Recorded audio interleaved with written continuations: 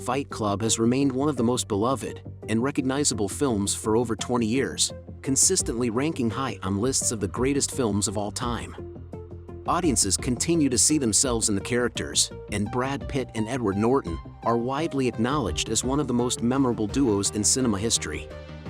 The Pixies song "Where's My Mind" is likely familiar even to those who have never watched Fight Club, and many lines from the film have become iconic quotes. It's only after we've lost everything that we're free to do anything. At the same time, the status of a classic film, practically a favorite movie of the whole family, does not suit this sharp and rebellious work and seems to deprive Fight Club of some of its revolutionary, marginal charm. Even over 20 years later, it remains painfully relevant, capable of explaining much about ourselves and the world around us. While much has been said about David Fincher's film, in this video, we'll explore how this work looks today. What anxieties of Generation X are reflected in Fight Club? What are the unique features of the direction? And what do the creators say about the crisis of masculinity?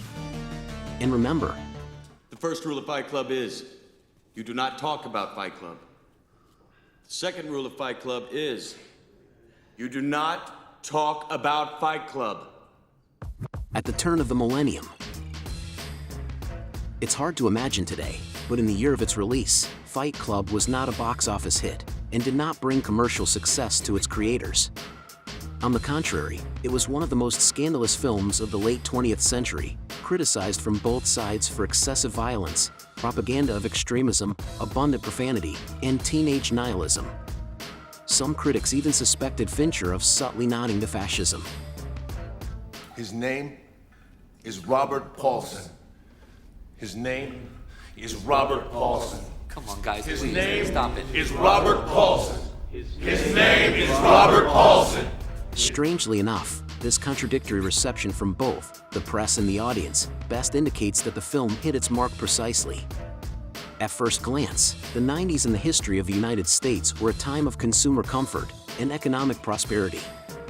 But, on the other hand, society by the end of the decade was in anxious anticipation of the millennium, which was reflected in particular in the opioid crisis, the HIV epidemic, and a surge in violence.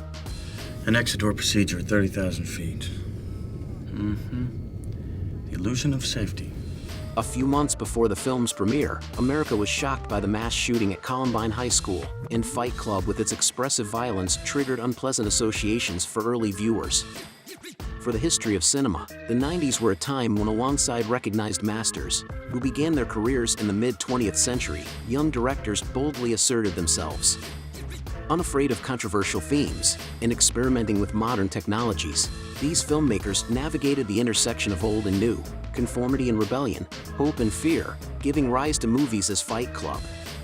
Interestingly, in the same year, 1999, American Beauty and The Matrix were released, both challenging conventional notions of suburban happiness and reimagining the image of the middle-class citizen. A year later, American Psycho emerged as a dark satire on the culture of young yuppie office professionals. According to David Fincher himself, the adaptation of Chuck Palahniuk's novel was conceived as a coming-of-age story. The updated version of Rebel Without a Cause with James Dean and Mike Nichols' The Graduate, two important films in the mid-20th century that dealt with youth rebellion and generational conflict in the post-war era. The difference lies in Fincher's film, where the role of the enraged youth is taken over by a dissatisfied man in his 30s. The unnamed narrator, played by Edward Norton, undergoes a largely typical journey of self-discovery, realizing his otherness and internal inferiority. He engages in radical actions, but ultimately reevaluates his views on rebellion, finding a new normalcy for himself. You met me at a very strange time in my life. In the 90s, it was not entirely clear to many that Fight Club was simultaneously a biting critique of consumer society and a mockery of revolutionary methods of resistance. As the director himself stated, Fight Club is above all a comedy, so many characters are intentionally portrayed as ludicrous rather than tragic. Moreover, by the end of the film, the sympathies of the creators are clearly with the narrator, who becomes disillusioned with protest. Tyler Durden, the charismatic leader of the resistance, meets the undesirable end. However, many of the film's theses, often erroneously perceived as a guide to action, led to the film repelling potential viewers upon its release. On the other hand, the film's ambiguity later contributed to its popularity, especially among those viewers who identified with the main character, finding no satisfaction in life. For them, rebellion against the system seemed like the only way out of the crisis, even if they themselves were not capable of it. Stop trying to control everything and just let go. Let go! How is Fight Club made? Fight Club is a psychodrama, meaning that the creators predominantly depict events subjectively rather than objectively.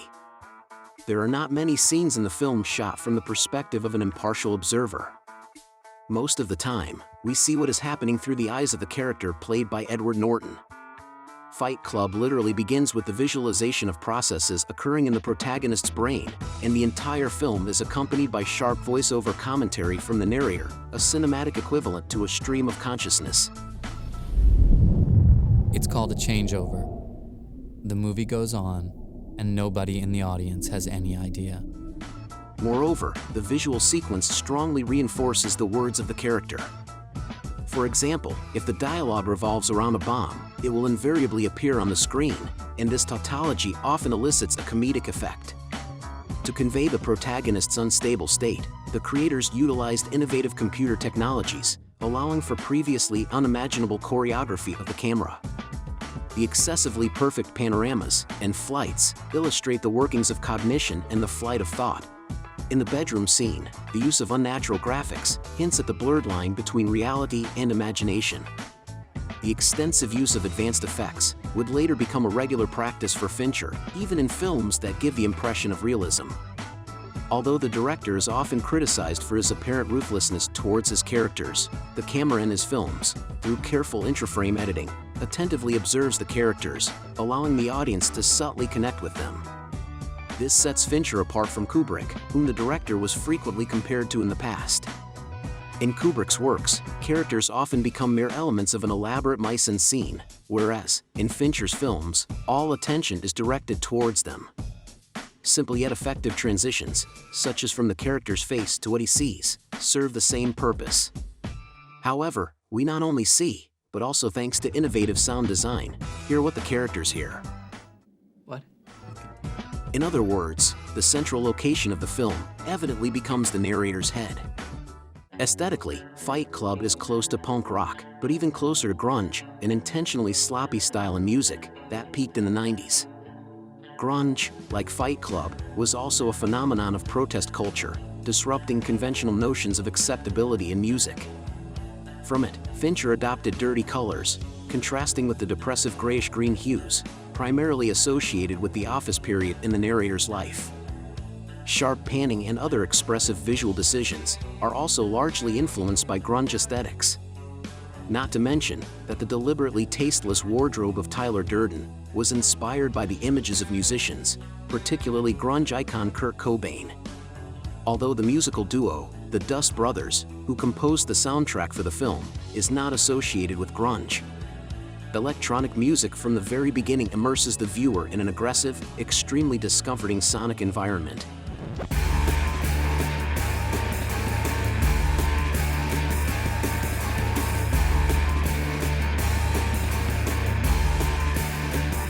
Against this backdrop, the final song by the Pixies, whose work incidentally inspired Cobain, brings the desired relief after the intense 2-hour narrative.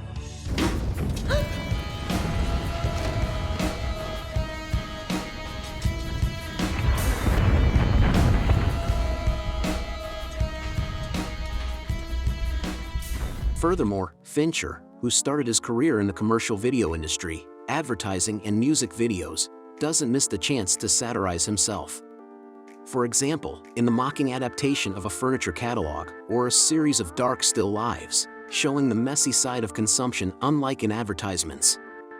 As a postmodern work, Fight Club disregards film conventions and disrupts the illusion of the audience's immersion in the narrative. For instance, through breaking the fourth wall and clever meta-commentaries. Before meeting Tyler Durden, the protagonist sees him in a TV commercial.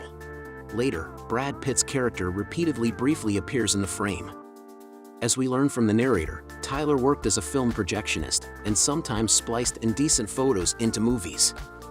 This suggests that he could have had a hand in the editing of Fight Club itself, and even show it in a theater, hinted by the short frames with male genitalia in the final scene, and the moment with perforated film. Male-female.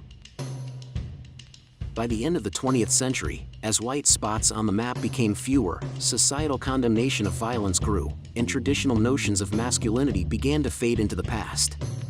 In the era of post-industrial economies, and the emergence of the third wave of feminism, it became clear that men needed to redefine their place in the world. Tyler Durden wittily observes this in one of his most famous monologues.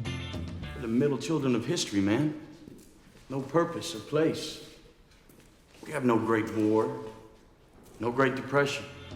Fight Club serves as an expression of these existential concerns, both in its original novel form and its quite faithful film adaptation. It's noteworthy that the pivotal events of the film begin with the story of a group of testicular cancer patients who no longer feel like men. The creators address issues of masculinity repeatedly. You're gonna publicly state that there is no underground group. Or these guys are gonna take your balls. You said if anyone ever interferes with Project Mayhem, even you, we gotta get his balls.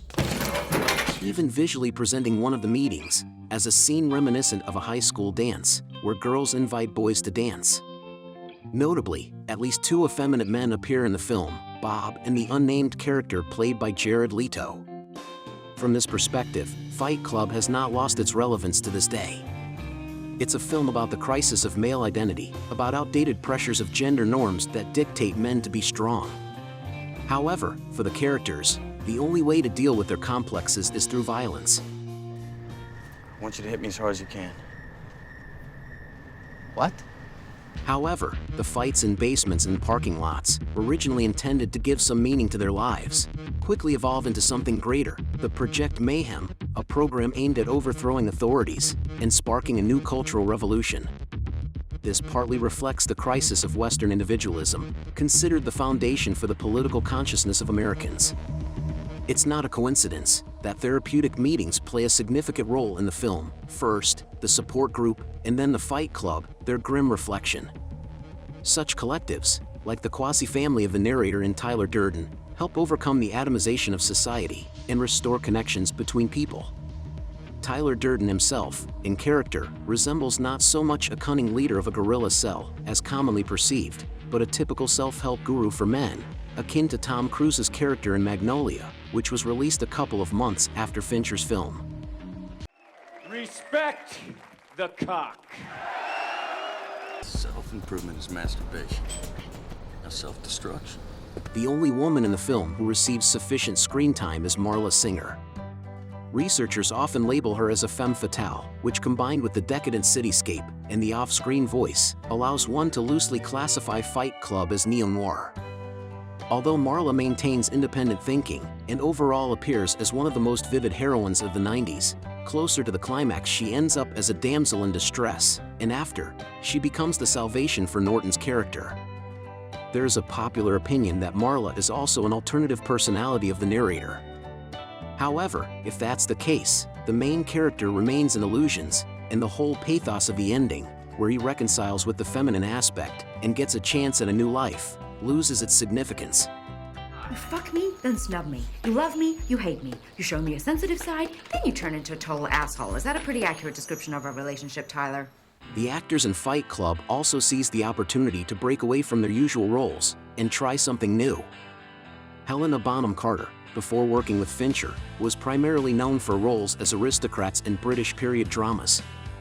Edward Norton played a self-doubting office worker, contrasting with his role as a brutal neo-Nazi in American History X, and Brad Pitt once again proved that he is not only capable of charming romantic roles. This conversation This conversation is over.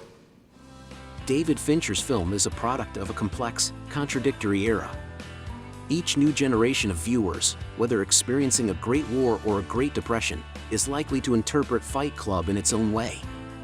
Thanks to its ambiguity, the film has stood the test of time and is rightfully considered one of the best in the history of cinema. Many techniques and methods used by the director may seem commonplace today, but at the time, it was innovative cinema, unfairly overlooked among a series of bright premieres. In today's context, Fincher's film almost serves as a therapeutic tale about the importance of not losing oneself in strange times.